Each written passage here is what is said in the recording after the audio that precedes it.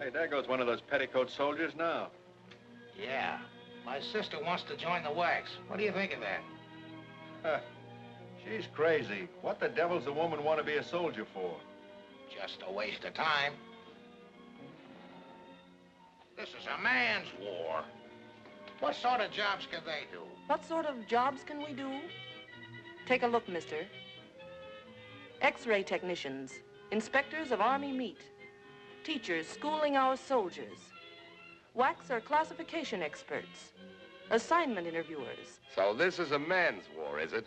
WACS are at work on every sort of Army vehicle, doing every sort of motor transport job. Testing walkie-talkies, testing radio tubes. Those are just a few of the jobs they do. There are 239 more. Hey, you two armchair generals on the porch, here's something more for you to think about. Listen. General Eisenhower said, in many jobs, WACS do the work of two men. The Army needs and can use all it can get. And listen to the women of the United Nations. They, too, have some ideas on the subject. The English with their calm courage, the stalwart women of heroic Russia, the Canadian and Australian women, the women of China with their undying fortitude, and tens of thousands of American WACS. What are their ideas on the subject? Listen. We shall live up to the legends of our fighting men.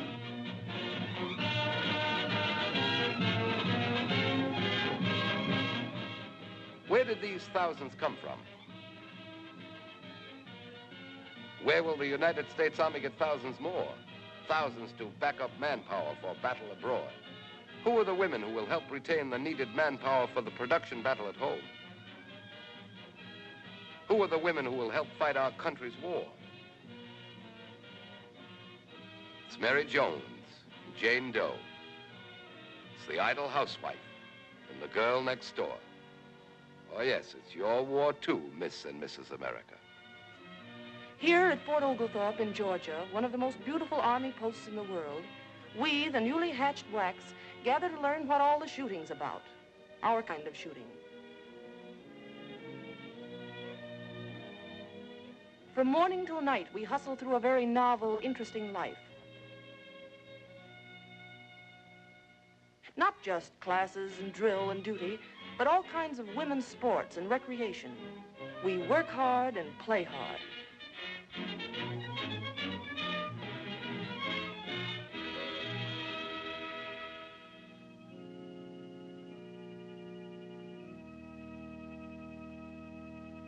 We learn that the Army's privileges as well as its hardships are ours. We get furlough rates on trains, special prices at theaters, special life insurance rates. We know that the rumors about the WACS are so much hot air. All the time. Cotton stockings Scratch that one out. Off-duty, rayon, or whatever you can get. You can't use makeup. No rouge. No lipstick. No nail polish. No rouge. No lipstick. No nail polish. No rouge. No lipstick. No nail polish. No rouge. Toss that one in the ash can. Everybody's hair is alike. The same old hairdo, the same old hairdo, the same Nonsense. Our hairdress is up to us as long as it's neat, smart, and off the collar.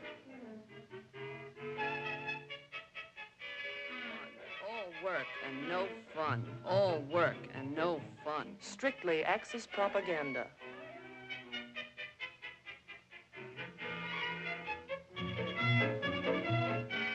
From WAC training centers at Fort Oglethorpe and at Des Moines, WACs go forth to Army posts, camps, specialist schools, air bases, to every part of the United States. Savannah, St. Louis, Newport, Baton Rouge, Seattle, Santa Barbara. To Washington, our nation's capital, come hundreds of WACs, many to be stationed in the famous Pentagon building and attached to the combined chiefs of staff. WACs are entrusted with tasks involving the utmost secrecy. Here, the important work of decoding messages whose information must be carefully guarded and transcribed with perfect accuracy. At Aberdeen Proving Grounds, valuable men have been released for combat duty by WACs, inspecting mammoth tanks, computing ordnance firing tables for the light, accurate American carbines, the carbines that have canceled the effectiveness of many a Nazi and many a Jap. Here, they also check the efficiency of remote control units and make secret ballistic measurements. These are just a few of the important and interesting jobs done by WACS. At air bases here and overseas, women soldiers perform over 25 technical jobs. War jobs now, but civilian careers later on. We are in the machine shop, in the repair shop. We rig the parachute. We guide our flyers home. Altitude 5,000 feet, 5000. Request landing instructions. Mitchell Field Tower to Army 3131. Circle field twice at 3,000 feet. Let me in, will you? I've got a heavy date tonight. Keep your chute on, Lieutenant. Field won't be clear for 5 minutes. Potential American pilots are taught blind flying by our WACS. They are taught to handle night raids over Europe and the Black Pacific, taught to navigate safely through black space, loaded with hidden peril. Thousands of WACS volunteer for overseas duty, eager to serve in the actual theater of operations, the goal toward which they've worked and trained.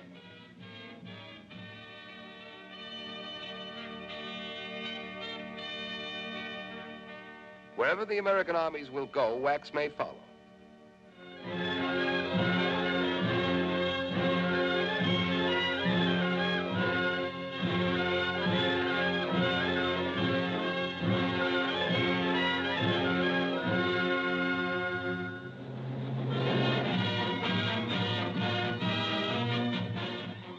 Women have proven their definite value in England, in North Africa, in Algiers, in New Caledonia, India, and Egypt.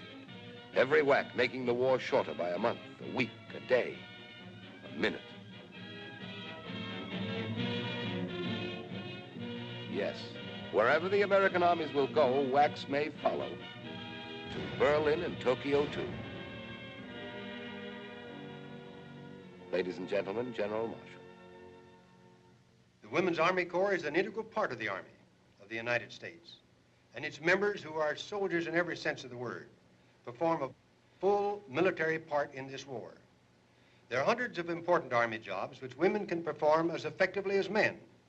In fact, we find that they can do some of these jobs much better than the men. As more and more American soldiers engage the enemy in combat, women must replace them at overseas bases and at posts in this country. In view of the urgency of the situation, enlistment in the military service should take precedence, in my opinion, over any other responsibility except imperative family obligation.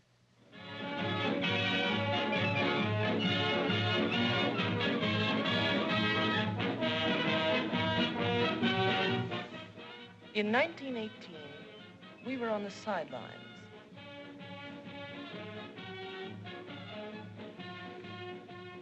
When the war has been won, the women in the Army will march shoulder to shoulder with the men in the great victory parades that will celebrate the return of peace